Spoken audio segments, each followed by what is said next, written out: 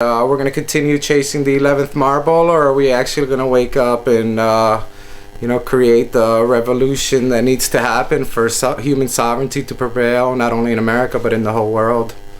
Well, I am still thinking that our best course of action is to simply bide our time, de-link from the system as much as possible, use barter, grow your own food, basically get off the grid in every way that you can. Sooner or later, the Wall Street financial system is going to implode because the Federal Reserve is a Ponzi scheme, and then that'll drag the federal government down with it. And then we have to start planning for what kind of a government we want to come out in its place. And the first rule we got to put in that new Constitution is no private central banking. Right. And our nation was started. We fought a war to be free of a private central bank, the Bank of England. And all of our early founding fathers said, do not let this abomination take root in our country. And we still wound up with 3 of these things because of corrupt Congresses and corrupt presidents. And the first one was the first Bank of the United States. The second one was the second Bank of the United States. Andrew Jackson managed to shut that one down. There was an immediate assassination attempt on his life. Yeah. And, and he said, these bankers, these private central bankers, when you put them in charge of the nation's economy, they are a den of vipers. And he vowed he would wipe them out, and he did. And he's the only American president who ever actually paid off the national debt. Then in 1913, a corrupt Congress and a corrupt President, Woodrow Wilson, signed the Federal Reserve Act, which created the third Bank of the United States. Now, they didn't call it that because they knew that the American people would be very, wary of it. We've had 2 of these Bank of the United States, and they were bad for the nation. So they called it the Federal Reserve, and that was kind of an underhanded little dirty trick because they called it the Federal Reserve System to make it sound like it was part of the federal government, but it isn't. It's a privately owned bank. It's not even owned entirely by Americans. There are foreign holders for the Federal Reserve System. It's no more federal than Federal Express or Federal Pizza. It's just a name they use to convince the unwary that this is somehow still part of the Treasury, and it is not. I am personally of the opinion that the Federal Reserve Act is unconstitutional because it should have taken a constitutional amendment to transfer the money creation authority of the United States Treasury Department onto this private bank. But basically, they went in there during the Christmas break on Congress in 1913, voted this bill through. Woodrow Wilson signed it because he'd promised to do so in exchange for the money to become president. And he wrote in his own diary afterwards, I have unwittingly destroyed my own country. And he was absolutely correct.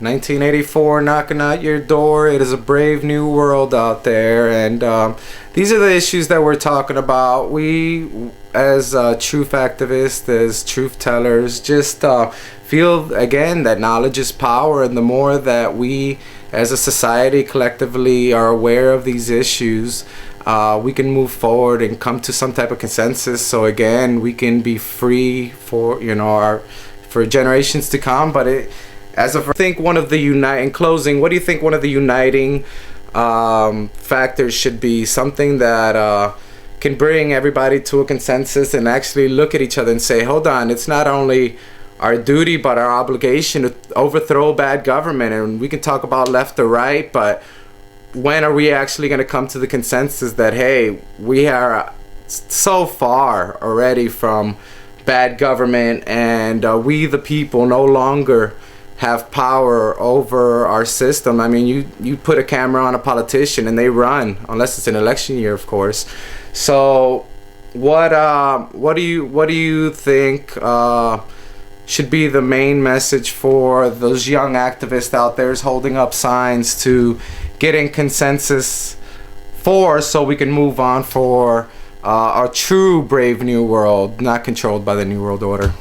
Well, basically, I think the best advice I can give out to any activists out there is to remember that the other side likes to play dirty, and the other side historically, traditionally works by dividing us against each other. And that's why Obama is trying to fan up racism, because when the U.S. government can succeed in tricking you, the whites against the black, the men against the women, the young against the old, break the society apart along religious or gender or orientation lines and get us squabbling amongst ourselves, then they and their money junkie friends are going to be safe. What we need to do as an American people is realize we are an American people, a single American people. We are white, we are black, we are brown, we are red, we are young, we are old, we are men, we are women, we are gay, we are straight.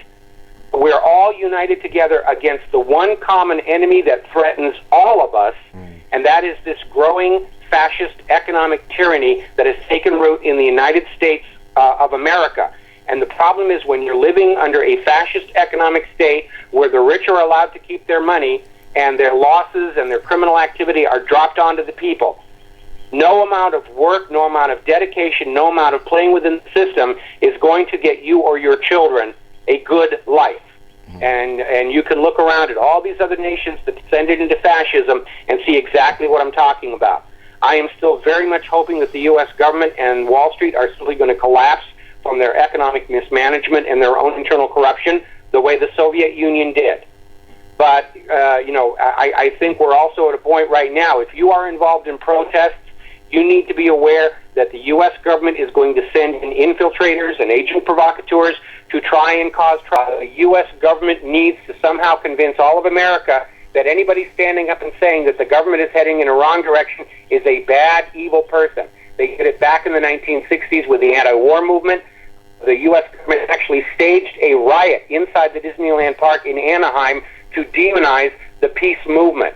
They love to play dirty that way. One of the most famous crimes that they did was something called the Black Panther coloring book. When the Black Panthers first started out in the 1960s, they weren't militant, they weren't causing trouble. What they wanted was breakfast for the ghetto children. Same thing we're dealing with here with these church food insecure people here on Oahu. They wanted local control of the school curriculum so that the children were being trained to basically assume jobs within their society. And that's all they wanted. And the FBI put out this coloring book called the Black Panther Coloring Book. It was filled with all these full racist images of black people killing white people, and the media, TV networks were telling everybody, oh, this is what the Black Panthers are giving to children to turn them in revolutionaries against American society. And it was a dirty trick, and it succeeded in turning the white people against the black people. It fanned up racial discord at a time when all the black civil rights leaders were saying was, that draft in Vietnam is putting black kids on the front lines and white kids in the safe rear echelon areas. So if you're involved in activism and peaceful protest, just understand as an absolute given, the other side plays dirty.